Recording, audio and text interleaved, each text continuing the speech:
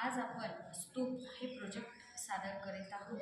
आज चैत्र अष्टमी दिवसा दिन चक्रवर्ती प्रियदर्शी सम्राट अशोक राजांची 2330वी जयंती। पहा ही स्तूपाची रचना कशी आहे। या पवित्र अशा वास्तूमध्ये, ऐतिहासिक वास्तूमध्ये जेव्हा आपण आहोत तर या वास्तूच्या रचनेविषयी आपल्याला माहिती असायला हवी। हे आहे स्तूप जे आपण पाहत आहोत। कोटीव स्तूप पहा, या स्तूपाची रचना पहा। ही मेढी आहे, मेढी किंवा आता मेढीस म्हणजे पाया थोडक्यात। तोरणद्वार, हे तोरणद्वार दिसत आहे। ही हर्मिका दिसत आहे, हर्मिकावरती, हर्मिकेच्या वर ही यष्टी आहे। छत्रावली त्याच्यावरती असते। हे अंड आहे आणि अशा पद्धतीने हा प्रदक्षिणा पथ आहे जो आपण पाहतोय, याला वेदिका म्हणतात। अशा पद्धतीने प्रत्येक स्तूपाची रचना वेगवेगळी आहे। बरं, आता तुम्ही म्हणताल की हे वेगळं दिसते, याच्यामध्ये काही भाग वेगळा आहे, जसं की तोरणद्वार तुम्हाला इथे दिसत नाही। तर पहा, मी तुम्हाला आता थोडक्यात या स्तूपाचे प्रकार काय असतात ते सांगते। तर आपण इथे पाहतो की स्तूपाचे 5 प्रकाराने वर्गीकरण केलेले आहे। 5 प्रकाराने वर्गीकरण काय आहे तर पाहून घ्या। शारीरिक, पारिभौगिक, उद्देशिक, संकल्पित किंवा प्रतिकात्मक आणि ओटीव असे 5 प्रकारचे वर्गीकरण केलेले आहे। तुम्ही पाहू शकता, सांची स्तूप हे शारीरिक स्तूपाचं एक उदाहरण आपण दिलेलं आहे। चैत्यभूमी आहे, दीक्षाभूमी आहे।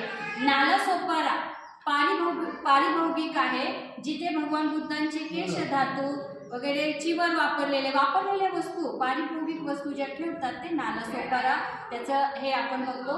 पूर्वी स्तूप म्हणजे काय होतं की मातीचा ढिगारा होता, नंतर तो डेव्हलप होत गेलेला आहे। बरं, धम्मेक स्तूप उद्देशिक म्हणजे काय, जिथे काहीतरी उद्देशाने स्तूप बनवला आहे। भगवान बुद्धांनी 2600 वर्षापूर्वी आपल्याला पहिलं जे धम्मचक्र गतिमान केलं, पहिला उपदेश दिला, तो दिला धम्मेक स्तूप। त्याचं धम्मेक स्तूप जे आहे ना ते त्याचं प्रतीक आहे, म्हणजे उद्देशिक। तर पुढचं काय आहे, संकल्पित आणि प्रतिकात्मक। तर केसरिया स्तूप हे त्याचं आपण इथे संकल्पित स्तूप म्हणून त्याचं वर्गीकरण केले। पुढचं आहे ओटीव स्तूप। तर ओटीव स्तूपामध्ये तुम्ही पाहू शकता, इथे आपण जसं तोरणद्वार इथे दाखवलं ना ते दिसत आहे। तर अशा प्रकारे आपण पाहिले स्तूपांचे 5 प्रकारात वर्गीकरण केले जाते। तुम्ही बघता इथे जे काही मेढी म्हणजे काय आहे की वर्तुळाकार, जो स्तूपाची रचना वर्तुळाकार असते त्याला मेढी म्हणतात। वर्तुळाकार मेढीवर भरीव अंडाकृती घुमट बांधतात, त्याला अंड म्हणतात। हर्मिका, अंडावर मधोमध जो चौकोनी पेटीसारखा आकार सज्ज आहे का पात्रात, त्या हर्मिकेमध्ये एका पात्रात धातू ठेवलेले असतात, अवशेष असतात आणि त्या पात्रावर कोरीव काम असतं की कोणाचे त्यात धातू आहेत। यष्टी, हर्मिकेमध्ये मधोमध एक दंड असतो जो खांबाप्रमाणे आहे, त्याला यष्टी म्हणतात। छत्रावली, यष्टी जी आहे, हर्मिकेवर यष्टी असते आणि यष्टीवर एक छत्रीसारखा आकार आहे, त्याला छत्रावली म्हणतात। प्रदक्षिणा पथ, वेदिका आणि स्तूप म्हणजे हा भाग, याच्या भोवती जे प्रदक्षिणा घालण्यासाठी जागा असते त्याला आपण प्रदक्षिणा पथ म्हणतो। वेदिका, स्तूपाची निर्मिती झाल्यानंतर त्याच्या भोवती बांधलेल्या चतुष्कोनी कुंपणाला वेदिका म्हणतात। तोरणद्वार, स्तूपामध्ये जाण्यासाठी वेदिकेवर 4ही बाजूला गेट केले जातात, त्याला वेदिका म्हणतात। पहा, अशा प्रकारे आपण छोटीशी माहिती तुम्हाला आजच्या उपस्थितीने दिलेली आहे। 12 प्रकारचे स्तूपाला कसं महत्व आहे आपण बघूयात। भगवान बुद्धांचं महापरिनिर्वाण झाल्यानंतर 8 भागात द्रोण ब्राह्मणाने त्याचे वाटे केले। मग पुढचे 4 कोणते, तर ते 4 पण समजून घ्या, आज तुम्हाला सांगते। पहिला भाग कोणी नेला, कुशीनाराचे मल्ल यांनी तेथे लांभार स्तूप बांधला।